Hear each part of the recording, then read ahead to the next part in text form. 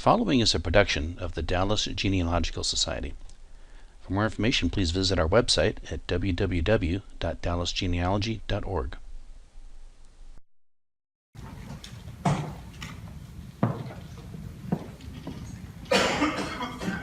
Good morning.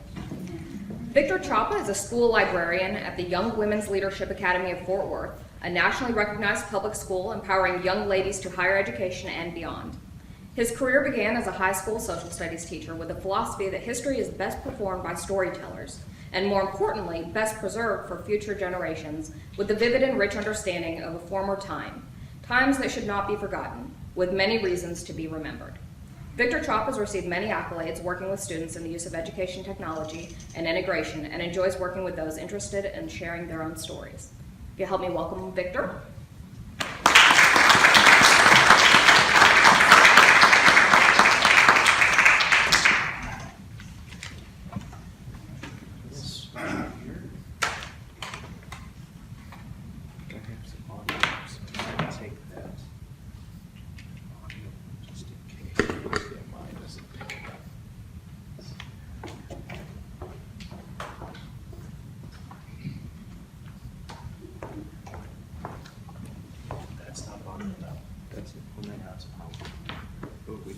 Well, you know what I'll do? I'll use the microphone.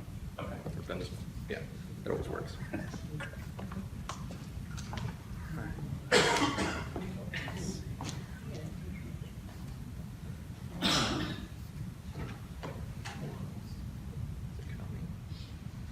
There we go. Great. Good morning, everyone. Good morning. My name is Victor Chapa, and I'm a male librarian at an all-girls school in Fort Worth. And it's a great place to be as a librarian. I used to teach at an all-boys school in Fort Worth, and there, I was the carrier of wisdom and had all these things. But now that I'm at the all-girls school, I'm just kind of the dumb old librarian. The girls there are so empowered that they sort of control my library, tell me what to buy, tell me what's good and what's not, and I prefer it that way. It's been a really neat experience. Girls have an insatiable thirst to read. And so I'm a very fortunate librarian to actually have books moving off the shelf. All right. So today we're going to be talking about this organization called StoryCorps. They've been around a while now, 15 years, but they're starting to grow and grow because of their ability to make it very easy to preserve oral history. And we're going to talk a little bit about how they do that and how you can sort of create your own story through this app-based system that they have. But before we start, I'd be remiss, today's an important day, of course. And so I'm not here, to be political, but I do want to let you know that today is May the 4th be with you. And so what does Star Wars have to do with oral history? Well, if this was May 1977, around this time, you would have seen this in the Dallas Morning News. Let's all go to the North Park Mall here to theaters 1 and 2. Does anyone? They still have a theater at North Park? Yeah. So on May 27th, 1977, you might have seen this in the Dallas Morning News. Of course, you also would have seen something like this as well. Starting this Friday, that same May. Enchiladas don't cost that anymore, unfortunately, in El Chico. There's some adult theaters that are being advertised here. I won't let you read those. But, Star Wars, on a presentation about genealogy, they have a family tree themselves, right? The Skywalker saga, this idea that it's pretty complicated, right? It's you thought you hated your father. Oh, Luke, it's perfect. You're sick and twisted and evil, but you're still our dad. So that's a little Star Wars humor. You always got to do it on May 4th.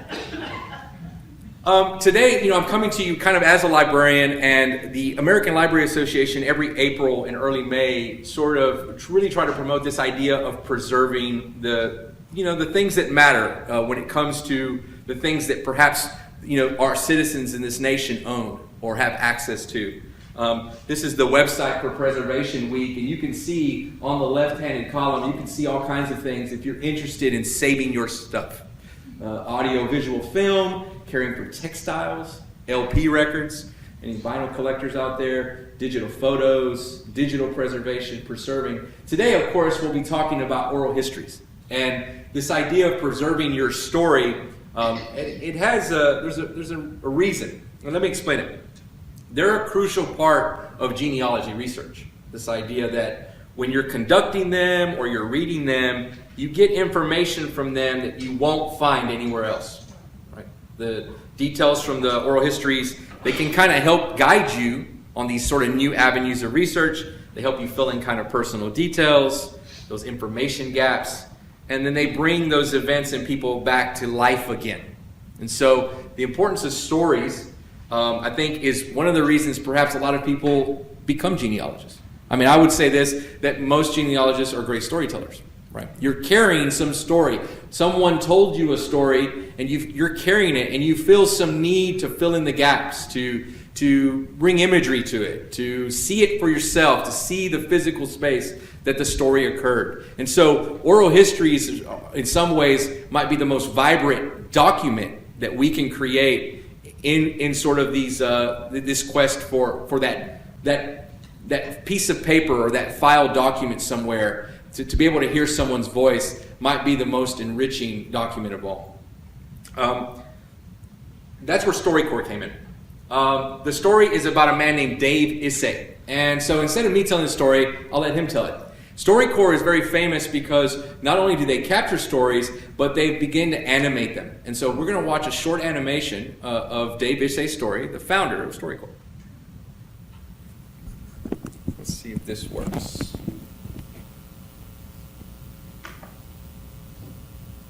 Make sure. Is that not playing? No.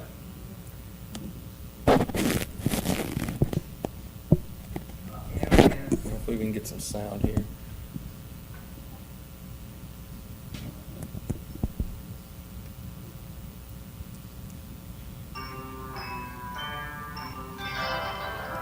Oh, sorry. Sorry about that. I was trying to be cute. Let me make sure the sound's all the way up, just to be sure here. We didn't resolve the audio before we started, and now I seem to be making a mess of it. All right, here we go. Let's try it again.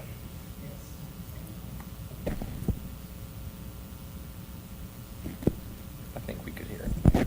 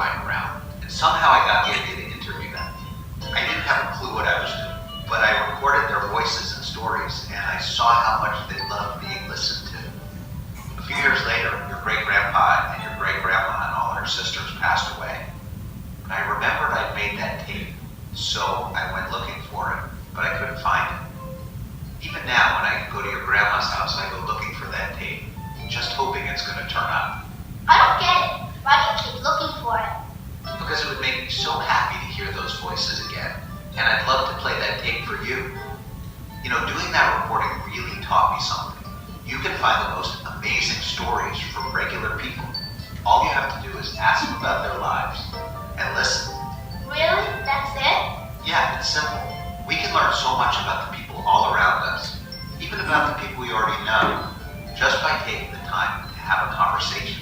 And if you pay just a little attention, You'll find wisdom and poetry in their works. Do people really want to get asked about their lives? Yeah, they do. Most people love to be listened to because it tells them how much their lives matter. All you need to ask are questions like, who is the most important person in your life? Or what are you proudest of? Really, listening closely is simple. When you're curious, treat people with respect, and have just a little courage to ask the important questions, great things are going to happen.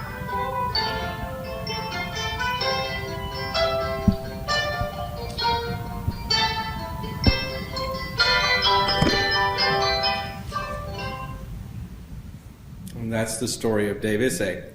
And so he has written many books, compiled many stories, and has really enveloped the website into something really grand and very easy to use. But it all starts with Dave's really long understanding that good stories come from good questions. When we're interviewing someone, it's asking that right question that sort of opens up this world, right? We want to stay away from yes-no type questions. We want to stay away from questions that constrain the person from telling the full story. We want to, sometimes when you tap into ideas about feelings and moments, you might see someone really envelop and tell you things that maybe they forgot. And so you can stimulate someone's mind with a really great question. There are many examples on the website. This is where StoryCorps is why it matters. They've really unveiled the secret to their interviews. What you don't hear on camera is their ability to ask that poignant question. It's the questions that make StoryCorps a great website. Now a resource on NPR and public radio. They play it on Channel 13. StoryCorps has really kind of emerged as the premier oral history website on the internet. You can see questions like this, that maybe you can already kind of tell your story. You can kind of see how you would answer. Or perhaps it's a question you need to ask someone immediately before it's too late. There are questions for grandparents that StoryCorps has amassed, and there are many more than just these, right? Sharing the story of how you and Grandma and Grandpa met. But those might sound real obvious, but questions like, do you remember any songs you sang to her or him when she was a baby? Can you sing any for me now?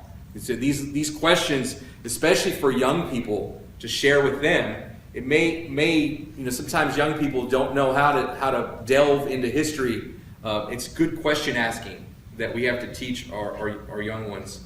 Growing up in school, a lot of us, our memories of growing up revolve around this idea of coming of age and being educated in America. So those are some other things. The idea of nicknames, those childhood nicknames that sometimes get forgotten, that we don't see in the data. So those are some really neat questions. And of course, there's questions about family heritage, which I know are very important. This idea of traditions, jokes, jobs, careers, family holidays. These things, they help, again, kind of really scope out who a person is. And so what we're going to do today really quickly is I'm going to show you the app. I thought the best way to present it to you is to just show you how easy it is to use. And so let's see if we can do that. So I'm going to see if we can launch it here.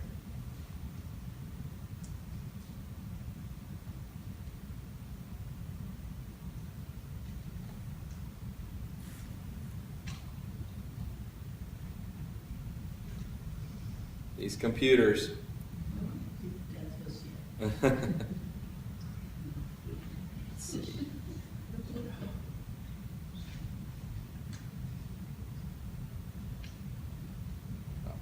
That. All right. Well, almost there. I'll just leave that open. All right. So, I have some text messages I need to answer, but we'll do that another time. Now, the StoryCorps app was created by a TED Talk that Dave gave, and he won the $1 million prize back almost 15 years ago. And they sort of created this app for him. The app is still kind of the same as it's always been. This is a recent promotion that they're trying to do because they've really done so many great things. They're now doing something called One Small Step. If you're interested in this, is now trying to bridge political divide. They see that perhaps conversations between two people may help people find to become more agreeable in this nation, that we might have more common than differences. Sometimes in this political climate, we're kind of apt to be divided rather than united. So I think their goal is to sort of unite the states at this time. But that's we'll let that happen for another time. There's some ground rules. Let me, for some reason, okay, I'm going to do this. I'm going to log out and start from the beginning. So let's pretend that you've just downloaded the app, and it gives you kind of an idea of what you can do. You can record and preserve the stories that are all around you. You can choose a partner, select meaningful questions, sit together in a quiet place, and just listen closely. When you're finished, you can share this interview with the world, and the way they do this is through the Library of Congress's American Folklife Center. So these are preserved on a website that you can access, share links to, and the Library of Congress picks these up. So this is the real relationship that, from a library perspective, we really see a lot of worth in this value. But if not, you can export the audio file for yourself, and you do not need to archive it. Sometimes working with young students, we don't archive at Young Women's just because of the students being a certain age. We don't always want to do that. Especially if the stories, sometimes girls for the first time pour out about their feelings and their emotions, we always give them the option to not publish that on the web. And then together what you're doing is creating this massive archive, this wisdom of humanity. And one of the cool things about the app is it will allow you to use keywords. And so people who are accessing stories can type in keywords, regional words, words that display perhaps professions, occupations, and might find some similarity in their story and yours, the one that you've uploaded. So what we'll do today is we'll pretend that we're logging in. If you were signing up, you can see it's a simple process. It's kind of hard to see. You're just going to put in an email, a password, and then you're good to go. You put in your birth date. If you are under 13, it does have some rules where they can't they don't want it under 13. So if you are interviewing someone that's young, as long as you're the account holder, and let's say you have a nephew or niece that's interviewing you, then it's fine. As long as there's an adult. But for this case, I've already created one. So I'm going to go see if I can log in. And it's fetching my interviews. Again, they're really promoting the one small step. And you can see how easy it is. We can use the menu to explore, but we can just go ahead and start creating a new interview. And what we're going to do is I want to prepare for it. I can prepare for it or record. And so preparing, this is where StoryCorps becomes really neat. We're going to interview someone important in our life. We need a quiet place. We want to avoid echoey rooms. This probably wouldn't be a good one. We want to select questions ahead of time to make sure that the interview is meaningful. We want to feel free to ask follow-up questions. And we want to turn off all TVs and music, silence electronic devices, focus on the interview. And then after the interview, you can be prompted to share it with the Library of Congress if you choose to. So this is what's really neat. We can title the interview, and we could say, perhaps I'm going to interview my father-in-law, Rick Gust.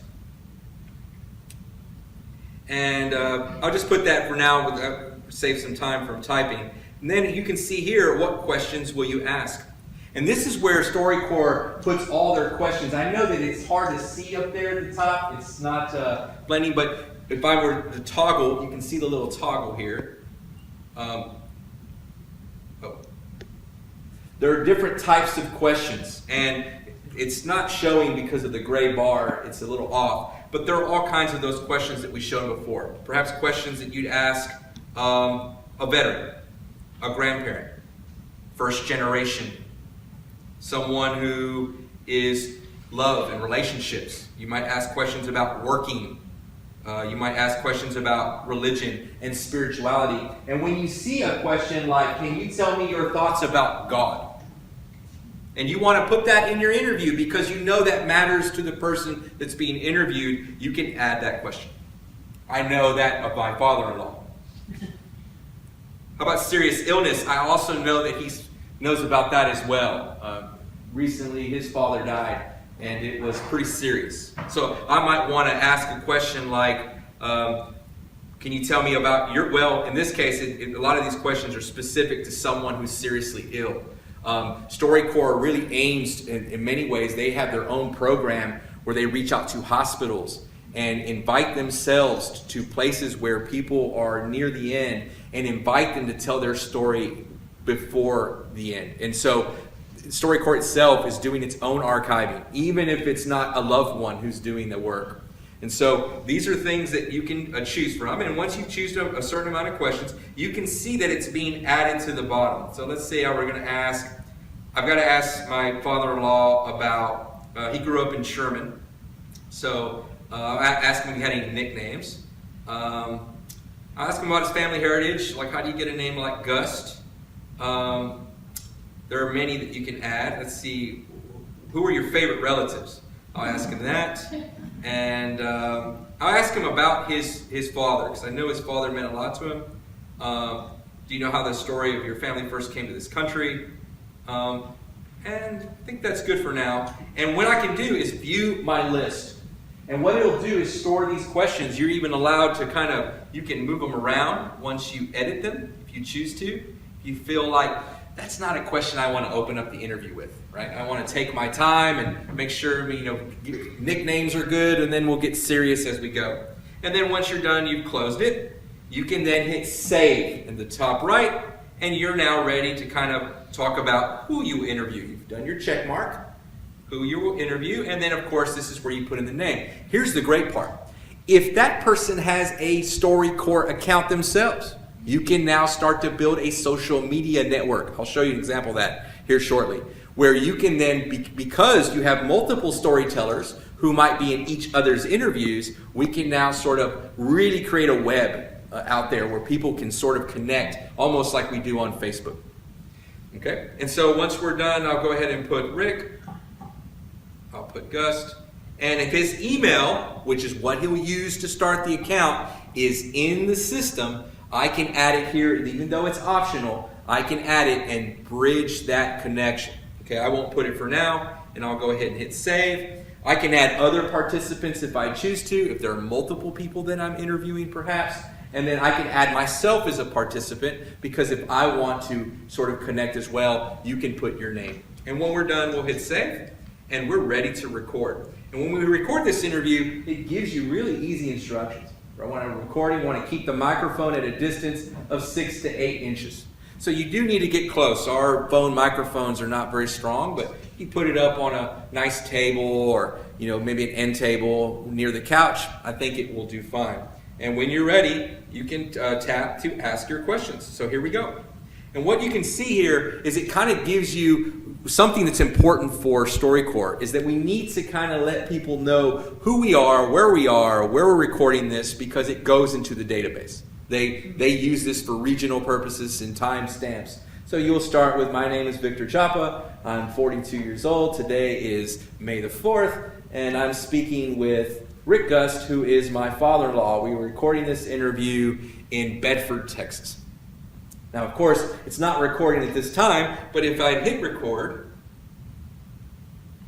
StoryCorps would like to access my microphone. We'll hit OK, and we're ready. You can see it starting to elapse. StoryCorps will only give you about 45 minutes to conduct this interview. And the reason that they say that, they find that that's just enough time. Sometimes if we go too long, sometimes the conversations can go, on a rabbit trail, right? A little bit of a tangent. We want to make sure we stay focused. But here's the best part. Once I've done introducing myself, I hit the check mark.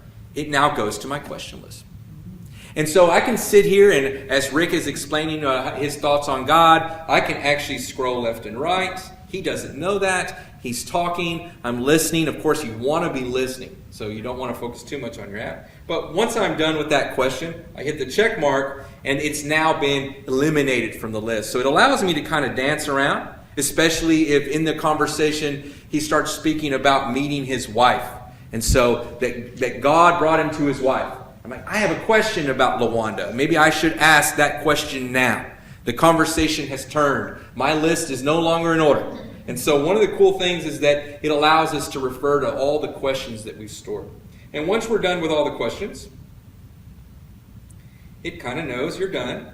When you're done, you hit done. Now, if you have to hit pause, you can.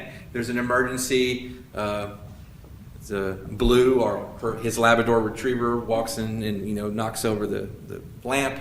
which blue typically does, then we've got to pause, okay? But once we're ready to go, we can resume, and you can see that the time starts ticking.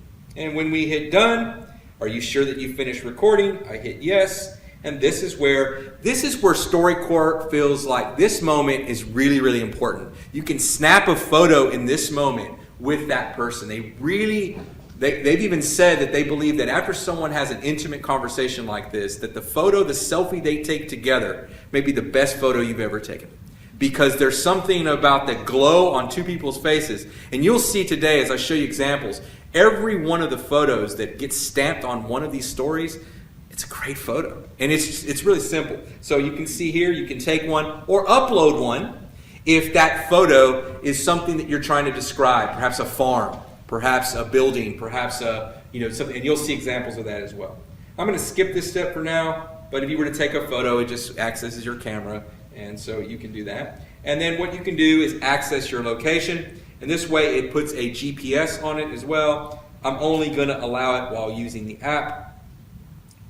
If you're a privacy person like me, and so you're done. You got to make sure you're connected to Wi-Fi. I'm not connected at this moment, but what you would do is go through. You can go put a summary. You can type in your summary right here where you can say, this is a conversation between Victor Chapa and Rick Gus in Bedford, Texas. Rick Gus is 72 years old at the time. He did, some details you want to add.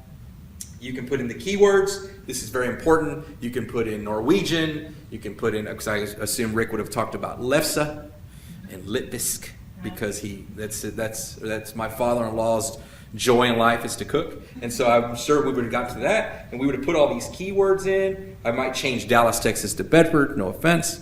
And then you can see I can share this interview, who can listen to it. I can choose everyone. I can limit that to a private audience, so it can still be archived in the system, but only you can see it with a password that you give someone. It's really great. And then, of course, it talks about who created it and stamps it. And when I hit save, we're done. That's how easy it is to use this system. So I think that's fairly not, something that I think we can try. It's something I know that young people can try. And that's something at Young Women's Leadership where we assign something on a yearly basis to use this app. The girls find it very easy to use. And so if you have any questions about the app, we can do that another time. But for now, let's go back to our presentation. All right. So this app is really neat. And what StoryCorps has done is also really try to aim at whose voices do we want? Whose voices perhaps do you want? We know that the military, veterans, offer a unique voice about their time in service. And so the Military Voices Initiative is a really neat program that StoryCorps has developed where they try to bridge a veteran and a civilian and get the civilian to understand what it was like to serve. And so if you type in StoryCorps Military Voices Initiative, you might find the website to be very rewarding. It has its own branch of the website. We know the Library of Congress already does this with the Veterans History Project. Good news, at the end of this presentation, I'm going to share you a link, and it's going to have so many resources in it because a librarian always has to share resources at the end. So don't worry if you're not keeping up on the notes. I'm going to share you one link, and you'll have so many PDFs and handouts and worksheets and interview tips. It'll be great. The Veteran Histories Project has a project field kit for any of you that are interested in preserving war photos, pins, those things that you're keeping, the actual tangible, things that represent service. They'll show you how to preserve those things. But going back to this Military Voices Initiative, these are some suggested questions for someone who has served. They really unfold. This is beyond the app. So sometimes having this question on the side in a piece of paper, you might see that service is quite complicated. It's got to do with many, many different things, right? We're talking about, simply just questions about serving, deployment, friendships, memories, transitioning from civilian life back. We never think about that. Leaving a time of service. The marriage, partnerships, families. We know that there's a strain, but there's also a sense of real purpose in those relationships. And then remembering, of course, the fallen. And so these kind of questions, these sentence stems, these question stems can really, really help someone kind of pour out. And so that's the part where maybe we're not, I don't think I'm a great interviewer. I'm not Wyke Wallace, I'm not a person, I'm not Barbara Walters. I don't have that ability sometimes to ask the right questions, but with this list, it may help me. I never served, so how would I, understand what to ask? And so questions like this really matter. It mattered to someone like this woman here. Her name is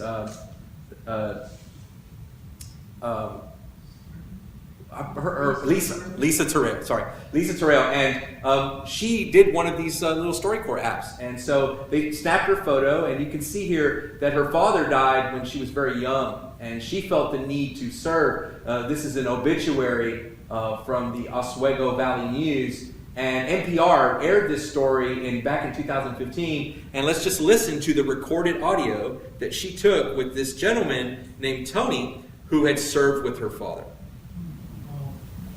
My dad was due to retire. He was 2 months short of 20 years, so he knew it was his last tour and he was going to go home for good. Your dad was very duty-bound. If he was passed over to go out in the field, he'd get animated about it. And I was with your dad the day he was killed. We were going to travel through the province and make 3 stops. There was a winding road, and as we were coming down the hill, which was the most dangerous spot, I turned and faced your father. We smiled and gave each other a thumbs up. We made it, and the next thing I knew, I was thrown out of my seat, and I was seeing sky. I realized that, my God, we'd been blown up. Your father was lying off to the side of the road, and he never regained consciousness. I know I was the last person your dad saw, and I still see that smile on your father's face, one hand on the steering wheel, and that's how I remember your dad. When we met yesterday, you said you have your dad's smile. Yeah. I lost it. My dad and I had this connection that was deeper than I even understood. And within 2 months after graduating from high school, I left for basic training. And then once I joined the Army, all I really wanted to do was to be his rank. So when I made my father's rank, as soon as the ceremony was over, I went to the bathroom and cried. And I was like, I did it. That was the most monumental thing that ever happened to me. I mean, I wanted to be exactly like him. And 31 years in the Army, I guess I am just like him. Yeah. You're a brave young lady, too. Every year, I visit your dad at the wall, and someone asked, don't you want to forget? And no. I'm happy I met you, and I'm happy that I can help you understand more. I'm humble and I'm grateful to know you. And we'll always keep in touch. Yes. And I want to say your dad, his grin would be from ear to ear, you know that, to see you as you are now. Thank you. I don't feel like he's ever left me. Ever. What a great story. So this Memorial Day, we can consider perhaps that maybe it's time to ask some questions to someone that matters, someone that served. We have a large amount of soldiers coming home just from Iraq and Afghanistan, and so the Military Voices Initiative of StoryCorps is aiming to try to reach this group. But we know with people who served in previous wars, especially Vietnam, this may be time to sort of ask those questions, even if they're tough questions, because you never know, you may be bridging something for someone. Another time to consider using StoryCorps is probably their biggest endeavor. This is called the Great Thanksgiving Listen. This is a placemat that you can actually place at your table, and I'll have an example in the files, and you can download the PDF and print it out. So, but this is a really interesting concept, and this is very popular with students. And this is what I assign at the Young Women's Leadership Academy. We assign that our girls go home at Thanksgiving break, and that they interview someone of an older generation, and they ask questions from the website. And that they record that audio and bring it back to the school, not only for a grade, which, certainly doesn't matter in context to getting to know someone of an older generation and having them pour out not only wisdom, but their experiences. And so questions like, what is our family's legacy, is a big question that when a teenager asks, they better be ready to listen, right? Because usually someone of an older generation is ready to define that for them.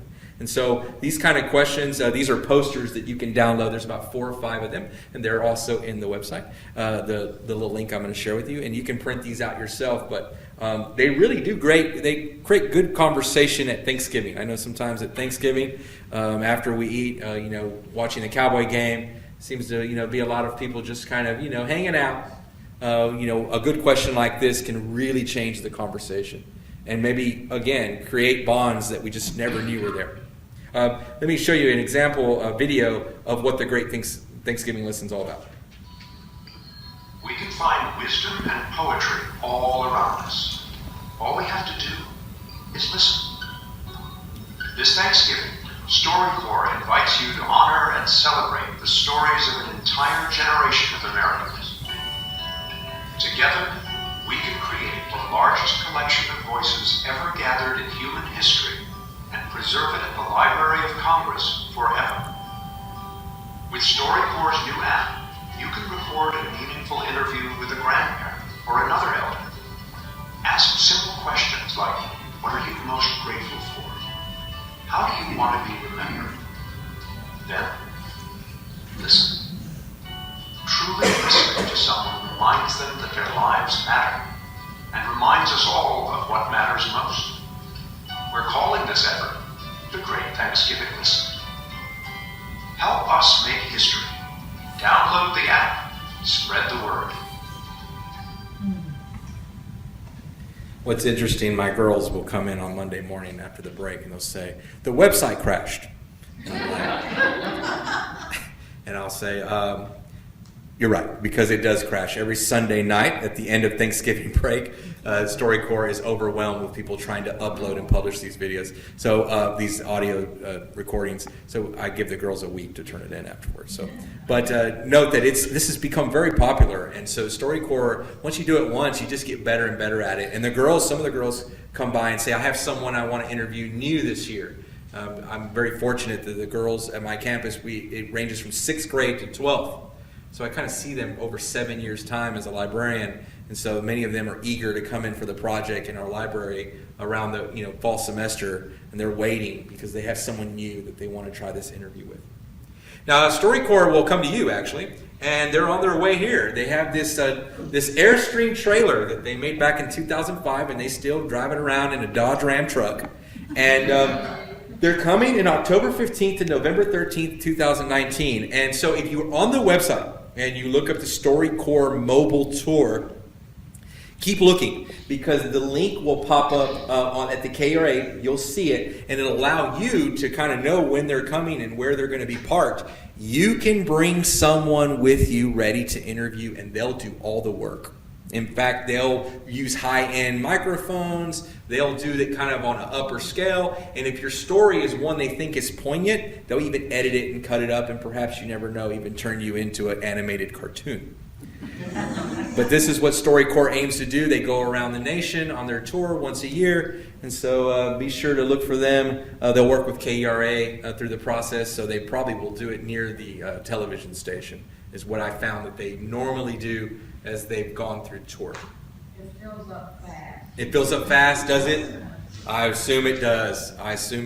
So keep looking on the website. I'm not sure how they don't have any mention of when the date will open for registration. So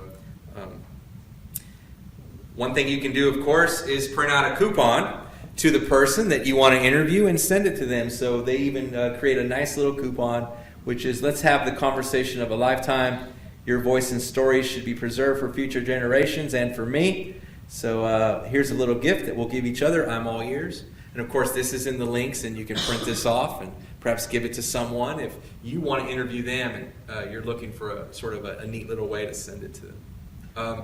Another cool thing that I read about why oral histories matter, and it's from Dr. Martha Norkunis. I think she's from Middle Tennessee. She's a really strong advocate for oral histories. She records them. She teaches people how to do it. I've seen some of her work. You can watch her videos. But it really comes down to this concept that an oral history interview, it is a document itself. The ability to create it. Sometimes we're waiting on the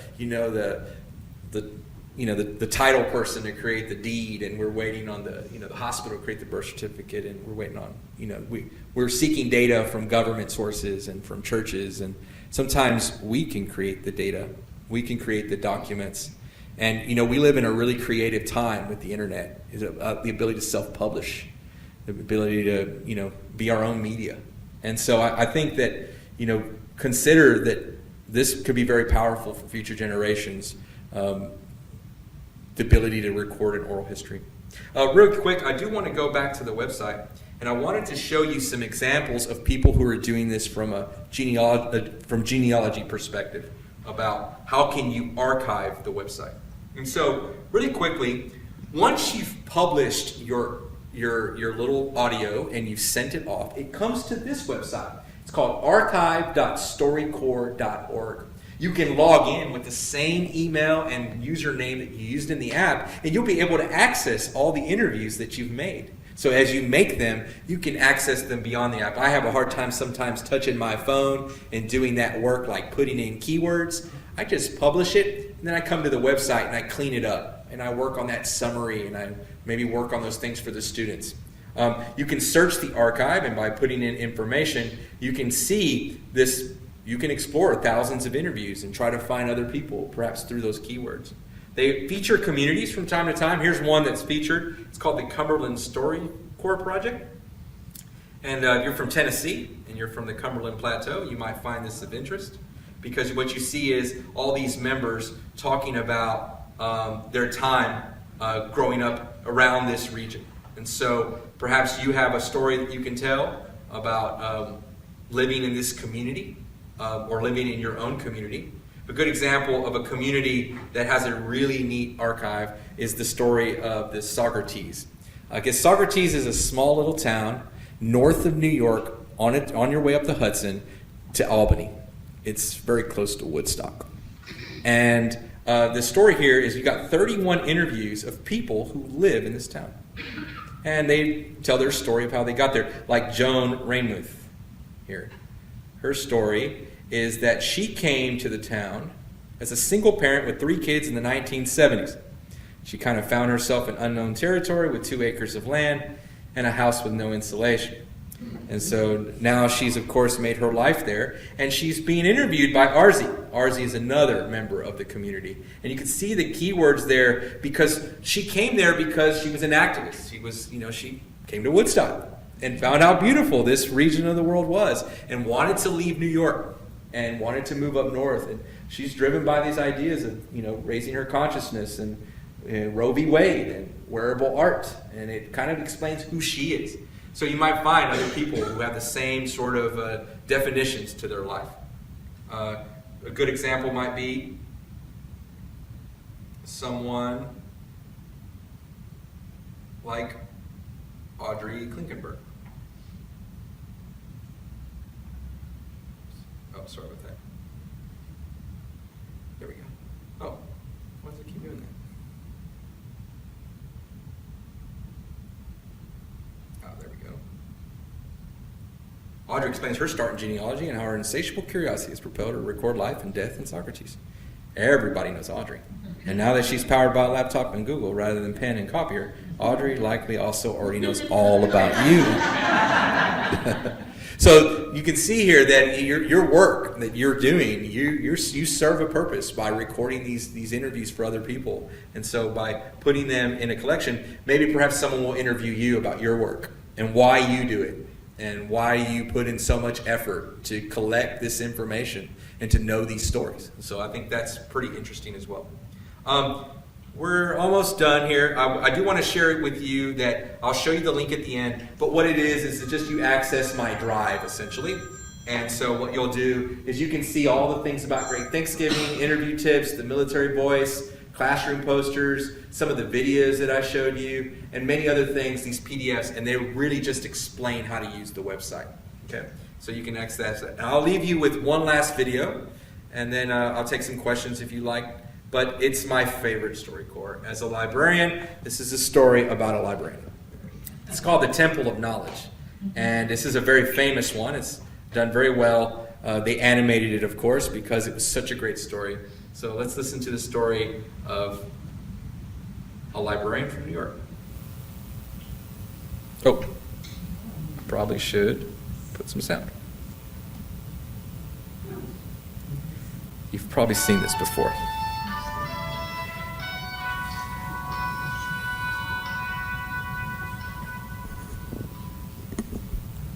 As a child, I always thought I was rich. And one day at the dinner table, I said something like, "I'm so glad we're rich." And my father almost choked. And my mother said, "Well, honey, we're not exactly rich." And Dad said, "We're poor." You understand? We're poor. And then they offered my dad the position as the library custodian. And my father was the keeper of the temple of knowledge. In some libraries, it's all chewing gum wrappers and dust. My dad's library, you saw nothing but wax. He would even wax the tops of the bookshelves. And when you walked up those stairs and looked down on the book stacks, they gleamed. Did you realize how different your home was from your friends? Well, at first, I was kind of ashamed of it as a child because you always want to be normal. I've never invited any of my friends to visit. They would always say, "This guy lives in the library." I mean, he literally lives in the library, you know. But nobody else had as many books as I had. You had to be very quiet during the day. But once the library closed, I was the only kid in the building. I could run and scream and jump and yell. And if I had any question about anything, I would get up in the middle of the night, go down, get out a book, and read until 3 o'clock in the morning. Oh my God. I began to realize how great I had it because the library gave me a thirst of learning. And this just never left me. Coming from a family which nobody had ever graduated from high school, much less gone on to college, I was the first one. After I graduated, I got a position teaching at the college. I took my dad and I showed him the classroom and my name on the door, Professor Clark. He just nodded. You know, Dad is quiet. But I saw the way he looked at it. He wanted me to have higher horizons. And I can hardly even imagine what my life would have been like had I not lived in the library. Great story. Lisa, what do you think? You ready to move into the Dallas Public? And that's the cool part. That's a real person. That's Ronald Clark there. And his story became really, really famous. And what's neat is that, you know, he has little photos uploaded. And so it's a great story. So with that, we are done. Let me show you the link if you're going to. Now, what the kids do nowadays is they take a picture of this. They can't write it down. They have to take a picture. Victor has very kindly allowed us to put the recording up on the website, so I'll put the link on the webpage with it as well. It is case sensitive, so that has to be a capital SNC, and then I did DGS to kind of help out. Do you have any questions about the app or other examples? Yes? About archiving your file, are you moving your audio file to LOC, or can you keep a copy of it? You can. So when you archive it, you still own the interview. You can export in the app. You can export it as a file and email it to yourself. And I think it comes in an MP3 format or WAV. Actually, it comes in a WAV format. Yes, ma'am. Is it possible, if you don't live near the person you want to interview, is it possible to do the app via like Skype? That might be tricky. What you could do is, of course, if you could record through Skype, you could probably export the Skype file, and then here's the neat part. StoryCorps allows you just to upload audio and not use the app. So you can create an archive website and upload your own audio. So if you have audio, how many of you have audio already, perhaps? It's time to digitize it. Maybe it's already in digital form. You're ready to start just creating it your own. You don't even have to conduct your interviews. You're ready to create and upload photos and do the work. And of course, that's where coming in with the archive website, just doing it from there can give you a sense of more control. It's logging in here, and by putting in that same username and password, you can come to the website. So let's see here. I didn't have a chance to publish anything today. I normally use a different one. I'll not save it, but you can see here, there I am in the upper right. And I can go add a new interview, I can view my profile, I can create a question list. But if I view my profile, you can see there's some interviews. This is one that I pretended to do at a Frisco Expo, living on Marigold Avenue. But those are examples. I can create one right here. And I can just do it here on a browser level, which gives me much more control. You can see I can go ahead and select and drop my file in. So look at all these formats. So if you're good to go, you can upload it and then begin to give it all the information that you need. And you can add much more information than the app. And then, of course, control the settings of who can listen to it. And then add it, and you're good to go. Of course, then there are other things where you can create a community. And this is where the stories of Socrates and other ones where you can give your community a title. Perhaps it's time for DGS to have their own community. I'm not sure. But this is something that you can do. It's not difficult to do. And then you can begin to invite people into the community. You can even moderate interviews as well. And there are advanced features for those that might be a little bit more tech savvy. But that's another way to do it as well. Let me go back to the presentation just to be sure. Yeah, any other questions? Are there any costs associated with this? Free. Totally free. StoryCorps is a nonprofit.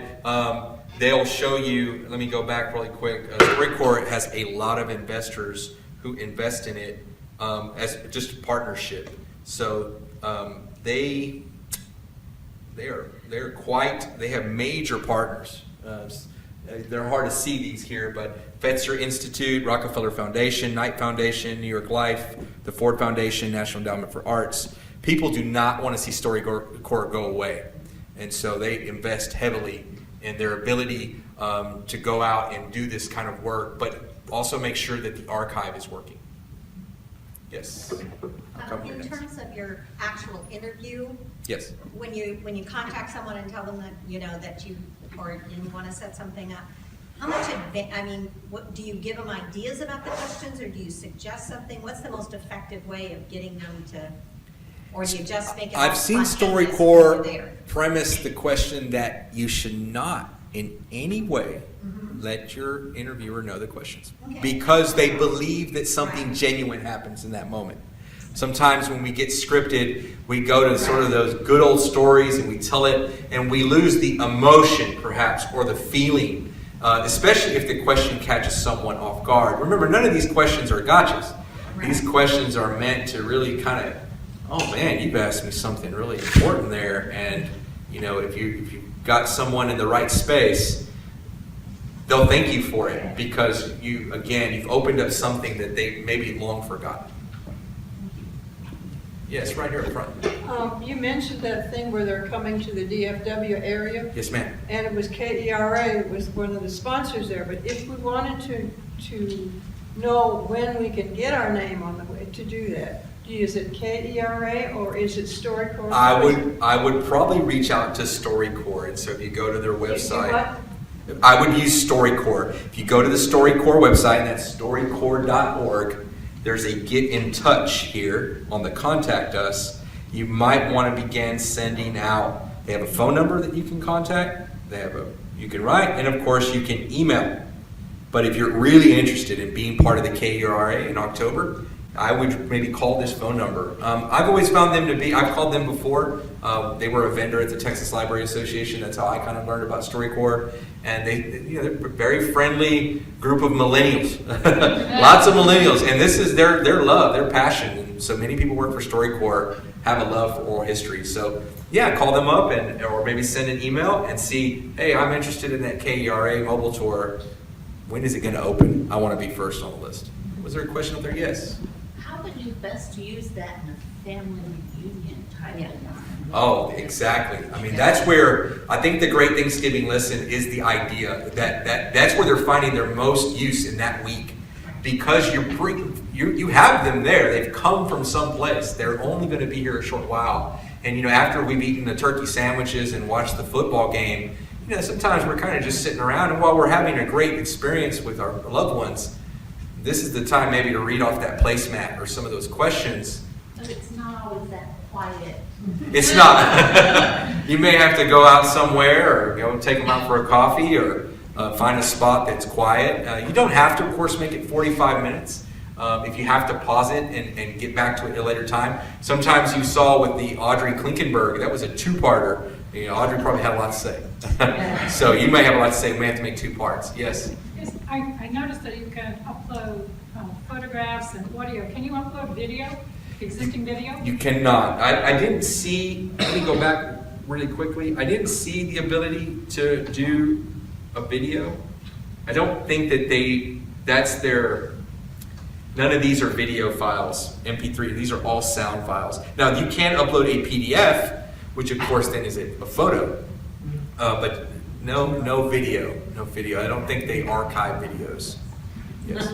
Yeah, I was hoping you could speak a little bit more about the social media aspect. You said, like, if someone that you're interviewing has an account with StoryCorps, this actually creates like that sort of social media network. Yeah, so when you're going down and you put your interview and you participate and you add your participants, you can see here that providing email addresses so they receive a link to the interview, they're not visible to the public, but one of the cool parts is that if they've used that email in the creation of an account, what it'll do is bridge the people together. So a good example, if you're looking at like Audrey Klinkenberg and you click Lisa Pillay, she's a participant. So let's see if we can go back a page and see all the participants in this community. I don't know if they listed. There's 31 interviews in the community, but let's say like if we looked at Fred Costello, for some reason it won't open them up. Maybe I'm not hitting the right thing. Ah, there we go. You can see here that there are participants, and when we go to the bottom, for some reason it's not letting me click, but I do know that there's an ability to, you can, in your community, because they're profiles, they're almost like little Facebook pages or social media pages, but for some reason I'm not seeing the ability to link or click and go see what RZ has done. So that might be something I need to investigate more. You can save these yourself. This is very interesting. You may find an interview that you like and then save it to your own collection. Because again, you may see other people doing interviews yourself and then they're not within your community. You can add them to a collection, which is different from a community. So they can get a little bit more complicated, or at least in unfolding the difference between a collection and a community. But yeah, I probably need to investigate that more about maybe StoryCorps. What is how do we do the connection between profiles? Because I know that that's really important in social media. I'm not sure there's any sort of follows, or that would be nice to have, perhaps in the future. Yes. Go ahead. Oh yes. Were you going to expound on the Veterans History Project? You kind of stated it and then... Yeah, so I did want to show you that I have the Military Voices Initiative is a great endeavor by the StoryCorps, but the Library of Congress has been doing this with the Veterans History Project for some time. You can, of course, go to the website, but I did want to show you the field kit. I downloaded the field kit. This is the big PDF. And this is what you'll basically need. And what I love about the PDF is when you follow the link, it tells you step by step who, what, when, where, how to conduct the interviews, same sort of information you might get from StoryCorps, but it gives you how to prepare, how to participate, how to submit, how to access, and how to inquire. It tells you to visit the website, view the videos. it's just a really great field kit. If you have things that you want to upload into the Library of Congress, if we go to the website,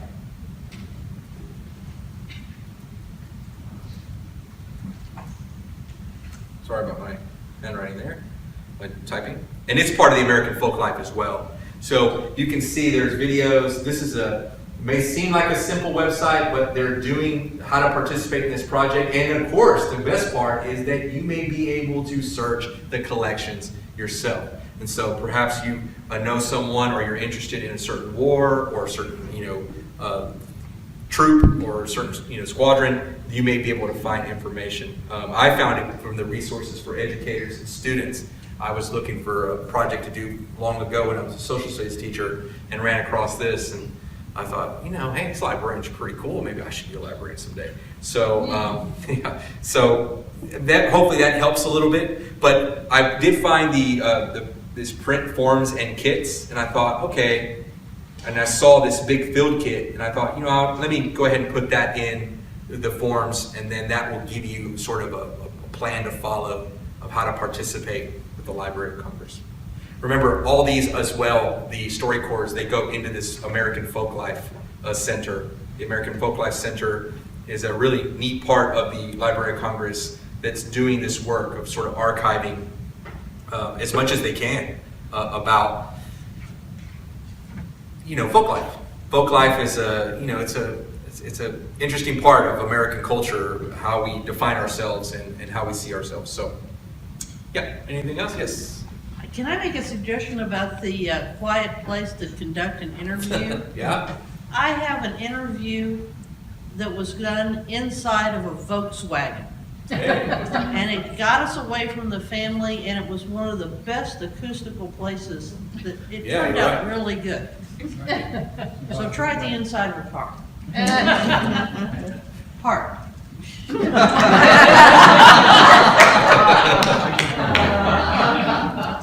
You can see here, StoryCorps is actually a special project of the American Folk Life Center, and it goes along with the Lomax, Occupational Folk Life, and Civil Rights.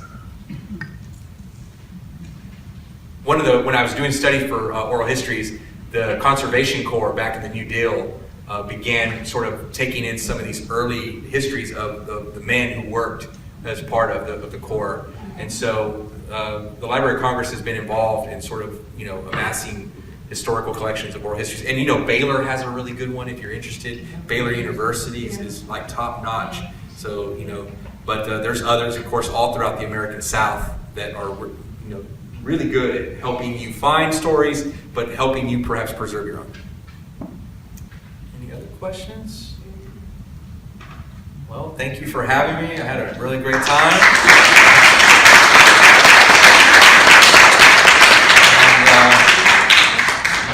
And, hopefully, if you're having a hard time perhaps finding a young person to interview you as someone who teaches high school students, perhaps interview them.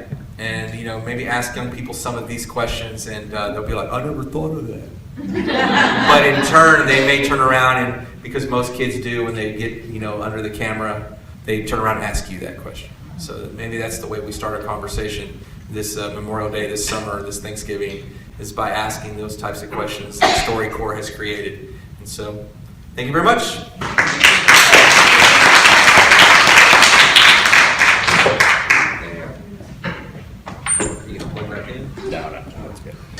Thank you very much. Thanks for coming. Meeting adjourned, and have a great summer. We'll see you in August.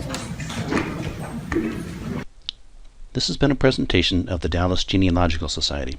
If you're already a member, thank you. Your membership dues are supporting this and other society activities. If you're not yet a member, I hope you consider joining. You can become a member for as little as $35 a year, and you can join by going to our website, dallasgenealogy.org, and clicking on the membership tab.